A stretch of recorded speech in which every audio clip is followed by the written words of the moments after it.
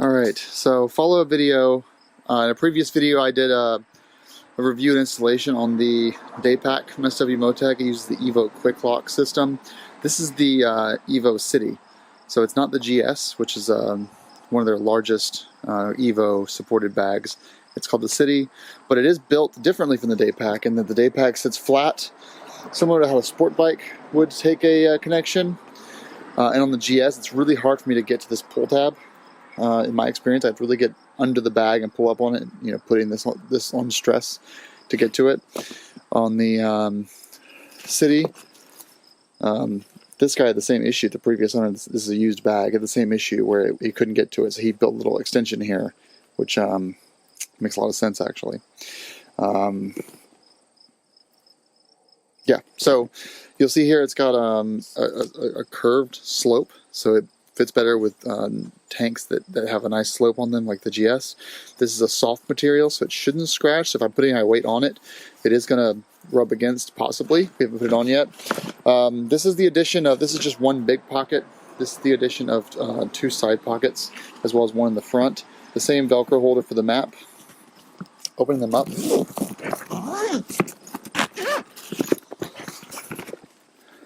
Top area in the City.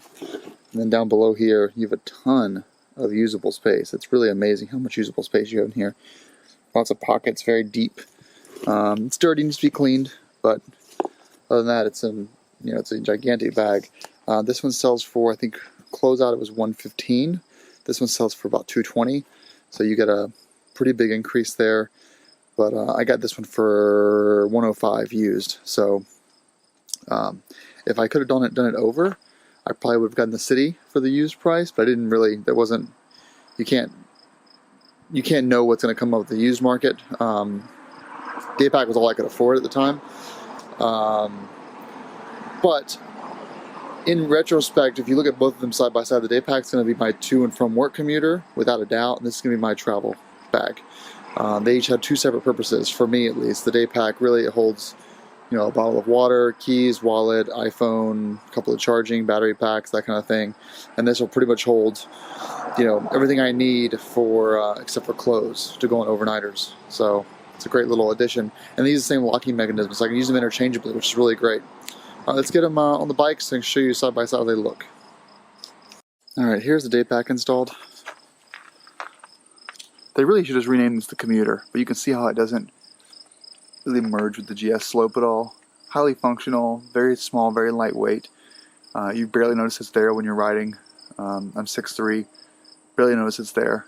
But space isn't really the issue for me. It's just sort of the ergonomics of how it looks on the bike. And you can tell here. Sorry, I'm back from a camping trip, so the bike's all filthy. But yeah, you can see how it doesn't really blend that well. It just sort of sits there, hangs out. Let's look at the City now. So I don't know if I would go any larger actually. This is the City, right? It's smaller than the GS by about 5 liters. It has that nice slope there on the bottom. It was kind of hard to get on, and now that it's on, if you look at how it moves around. So the Daypack is solid. It's very firm because it's a small size. It doesn't really have a lot of room to shape, to flex. But if you look at the lightly used City, let's get it a little under here. It's not very firm on the bottom. It's very flappy. It moves a lot compared to the Daypack, which is something that I don't like. I'm sure loaded up it won't be an issue. Again, from the other side. And the slope is not perfect. I guess that's what you'll get with the GS. You get the slope will come right down the tank bag, or the fuel tank. So it's still an awkward slope. But I can certainly see how this would be something that, again, I'm not using this every day. I'll be using this on the weekends and when I've seen it side by side. So this opens up, you watch when I open this up, the tank is going to move and flex a lot more. And I'll do the Daypack as well, moving around so you guys can see. But there's a lot of space in there. You got this little expansion zipper there. But I don't think that, I'm glad I have both, that's what I'm trying to say, versus the other one. The Daypack is just much more economical. I'm not a pack rat, despite this thing being on here. I mean, for a week of camping, this is all I need. This is my camping gear. clothes, day-to-day stuff. So I mean, I don't really need a lot of gear. So the tank bag has always been kind of an extra thing. I really keep tech goods in there, technology stuff, so when I'm going in to eat lunch somewhere, the tank bag comes with me so someone can't steal all of my expensive camera gear. That's what this would serve, basically.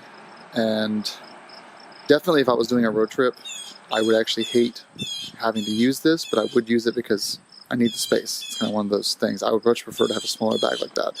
Let me throw the Daypack on there. I'll show you guys what I'm talking about with the rattle. So when I talk about the rattle, this is what I mean. This one doesn't move at all because it doesn't have anything overhanging here to really flap around. So when you're unzipping, you're given a really solid, just a solid base. You still need two hands to close it, but I just like how this looks a lot more than the City. I think the City is just necessary evil, but if you were going to own one that you could use the most on a day-to-day basis, it'd be the Daypack, just for overall aesthetics, look and feel, comfort level, etc. The City is going to be necessary evil. That's how I would put them side by side.